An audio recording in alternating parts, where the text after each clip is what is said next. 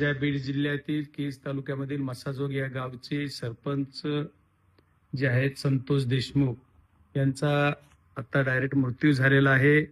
त्यांना दुपारी 3 वाजता केजच्या टोल नाक्यावरून उचललं गेलं, त्यांचं अपहरण केलं गेलं आणि त्यांना केज तालुक्यातील दहिटणा या गावी त्यांचा मृतदेह 6:30 वाजता टाकला असा एक माहिती कळती।